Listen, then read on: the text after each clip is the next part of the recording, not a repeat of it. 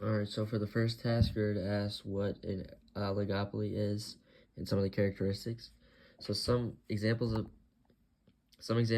an oligopoly are OPEC, cereal companies, and car producers. And some characteristics are that there are few large producers, there are identical or differentiated products, there are high barriers to entry, there is control over price, so they are price makers, and they have mutual interdependence, which we'll be talking about next. Alright, so what interdependence is basically when companies, individuals, or businesses rely on each other for different goods or products. An example of this is Brazil and coffee beans, in which they export their coffee beans and rely on other countries for buying them, when other countries rely on Brazil for their coffee beans, like Starbucks and other coffee shops in the US. In an oligopoly, the demand curve is greater than the marginal revenue curve. That is because it is imperfect competition, and that is when a firm must lower the price of all units sold to sell an additional unit. So, for example, if a company like a smartphone company were to have trouble selling their smartphones and they needed to sell more, and so they'd lower the price, and they can't just lower the price for the next one they sell, they have to lower it for every single phone. So that is why the demand is large. Demand is larger than the marginal revenue. Alright, so game theory is when businesses make strategic decisions in situations where the outcome depends on the other business's choice. And the Nash equilibrium is where both businesses make optimal decisions for each other, and it works out good for both of the businesses. Or in other words, it's when both of the businesses make decisions simultaneously and have no incentive to change them. So in this game theory matrix, the two firms are Burger King and McDonald's. And so for McDonald's, they would choose the high price over the low price because it's 100 and 100 is greater than 70.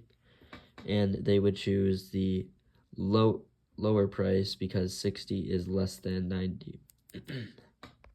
And then for Burger King, they would be choosing the lower price because 50 is greater than 30.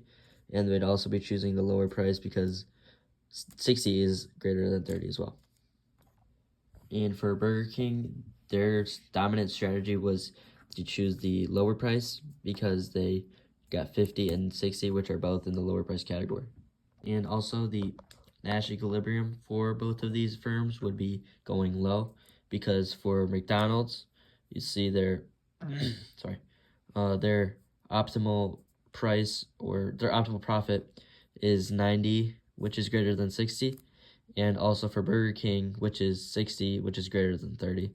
So their total profit would be 150 at 90 and 60, both going low.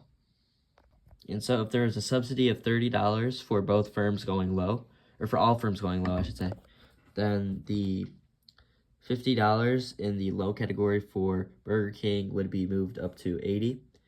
And for both firms in the low category, it'd be moved up to 90 and 120, since 60 plus 30 is 90, and 90 plus 30 is 120. And then for the low category for McDonald's, their $70 would go up to $100. So now the optimal price points for each of these business firms would be McDonald's, so it's going up and down and left, so it would be 100 now. So that is their new dominant strategy.